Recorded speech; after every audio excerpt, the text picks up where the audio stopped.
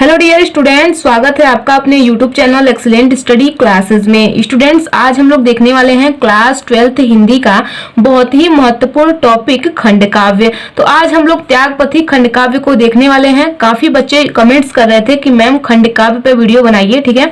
तो आज हम लोग त्यागपथी खंड काव्य को देखेंगे। त्यागपथी खंड काव्य का प्रथम सर्ग, ठीक है। तो कौन कौन से बच्चे जो है त्यागपथी खंड काव्य को लिख सकते हैं, ये क्योंकि ये जनपद के अकॉर्डिंग पूछा जाता है आपके बोर्ड एग्जाम में। और कैसे आपको त्यागपथी खंड काव्य को लिखना है, तो सब कुछ इस वीडियो में हम डिस्कस करने वाले हैं। तो वीडियो को बिल्कुल भी स्किप मत कीजिएगा, वीडियो को एंड तक जरूर देखिएगा। स्टूडेंट्स, अगर चैनल पर नए हैं या चैनल को अभी तक सब्सक्राइब नहीं किए हैं तो चैनल को सब्सक्राइब करके बेल आइकन को प्रेस कर दीजिए, ठीक है। तो चलिए हम वीडियो को स्टार्ट करते हैं। तो यहाँ पे ध्यान दीजिए, त्यागपथी खंड काव्य को कौन कौन से स्टूडेंट जो है इसको अपने बोर्ड एग्जाम में लिख सकते हैं, क्योंकि ये जनपद के अकॉर्डिंग पूछता है, ठीक है। तो मैंने यहाँ पे कुछ जनपद के नाम लिख दिए हैं। जो भी स्टूडेंट्स इस जनपद से बिलोंग करते हैं वो त्यागपथी खंड काव्य को लिख सकते हैं, ठीक है। और जिनका जनपद इनमें से नहीं है वो त्यागपथी खंड काव्य को नहीं लिख सकते हैं, ठीक है। तो जो भी स्टूडेंट्स इस जनपद से बिलोंग करते हैं वही त्यागपथी खंड काव्य को लिख सकते हैं।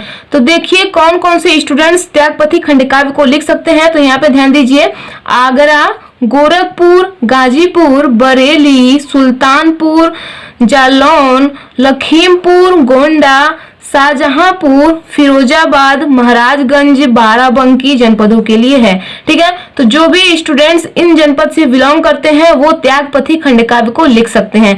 स्टूडेंट्स, अगर आपका जनपद इनमें से नहीं है और आपका जनपद कोई और है तो आप हमें नीचे कमेंट बॉक्स में कमेंट कर सकते हैं, आपको जल्द ही वीडियो प्रोवाइड की जाएगी, ठीक है। तो चलिए हम देखते हैं त्यागपथी खंड काव्य को किस प्रकार से सॉल्व करना है, ठीक है। ये त्यागपथी खंड काव्य का प्रथम सर्ग है, ठीक है। तो आपके बोर्ड एग्जाम में प्रथम सर्ग, द्वितीय सर्ग, तृतीय सर्ग कुछ इस प्रकार से पूछे जाते हैं, ठीक है।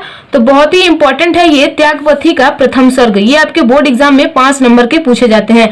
तो चलिए देखते हैं आपको कैसे लिखना है और कितना लिखना है। ध्यान से समझिए, बहुत ही आसान शब्दों का मैंने प्रयोग किया है, ठीक है। तो अगर आप ध्यान से समझेंगे तो आपको बहुत ही अच्छे से समझ में आ जाएगा।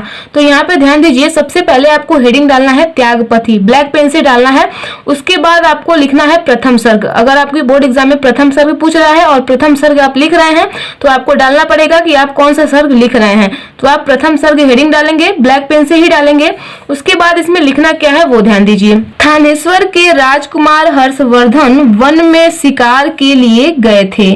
थानेश्वर के राजकुमार हर्षवर्धन हैं, वो शिकार के लिए वन में गए थे, ठीक है। वहीं उन्हें अपने पिता प्रभाकर वर्धन के विषम ज्वर प्रदाह का समाचार मिलता है। विषम ज्वर प्रदाह क्या होता है? ज्वर मतलब होता है बुखार, ठीक है। और विषम ज्वर मतलब ऐसा ज्वर, ऐसा बुखार जो छोड़ने के बाद फिर आ जाता है, ठीक है। मतलब ठीक तो होता है लेकिन फिर दोबारा आ जाता है, ठीक है।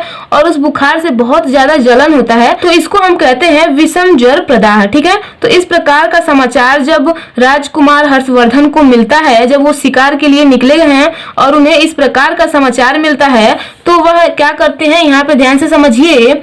यह सुनते ही हर्षवर्धन तुरंत लौट आते हैं, ठीक है। तुरंत वो लौट आते हैं अपने पिता का, जैसे ही ये समाचार सुनते हैं वो तुरंत लौट आते हैं। आगे ध्यान दीजिए, और अपने पिता के रोग का बहुत उपचार करवाते हैं। जैसे ही वो समाचार सुनते हैं अपने पिता का तो वो तुरंत वहां से लौट आते हैं, ठीक है।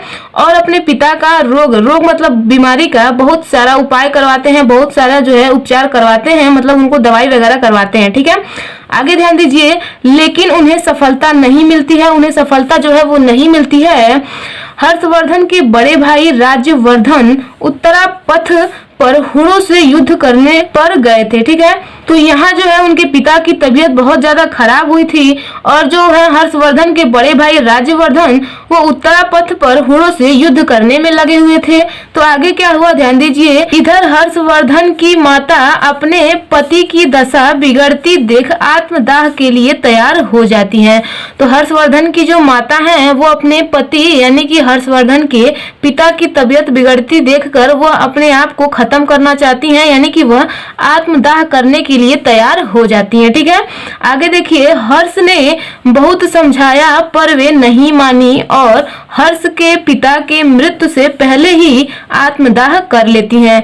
हर्षवर्धन जो है अपनी माता को बहुत समझाते हैं, लेकिन वो उनकी बात नहीं समझती हैं, वो नहीं मानती हैं और हर्षवर्धन के पिता से पहले ही उनकी जो है मृत्यु हो जाती है, वो आत्मदाह कर लेती हैं। ठीक है, हर्षवर्धन के पिता के मृत्यु से पहले ही वो अपना आत्महत्या कर लेती हैं। ठीक है, आगे क्या हुआ यहाँ पे ध्यान दीजिए।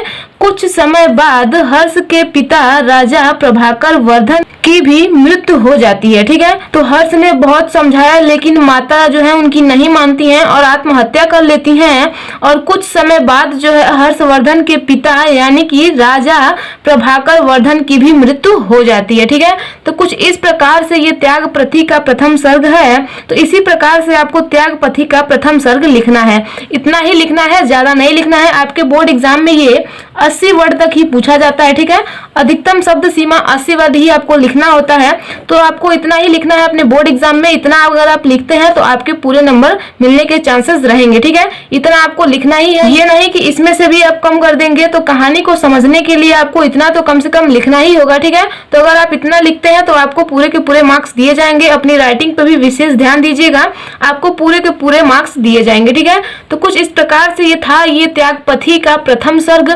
आई होप आप लोगों को समझ में आया होगा। तो कैसा लगा ये वीडियो नीचे कमेंट बॉक्स में कमेंट करके जरूर बताइएगा। और वीडियो पसंद आई हो तो वीडियो को लाइक कर दीजिए। एंड चैनल पर नए हैं या चैनल को अभी तक सब्सक्राइब नहीं किए हैं तो चैनल को सब्सक्राइब करके बेल आइकन को प्रेस कर दीजिए। स्टूडेंट्स, अगर आपके मन में कोई डाउट है या फिर आप किसी नए टॉपिक पर वीडियो चाहते हैं तो आप हमें नीचे कमेंट बॉक्स में कमेंट करके बता सकते हैं। आपको जल्द ही वीडियो प्रोवाइड की जाएगी। तो करते रहिए अपनी तैयारी बेहतरीन तरीके से। हम मिलते हैं नेक्स्ट वीडियो में नेक्स्ट टॉपिक के साथ। तो आज के लिए इतना ही। जय हिंद, जय भारत।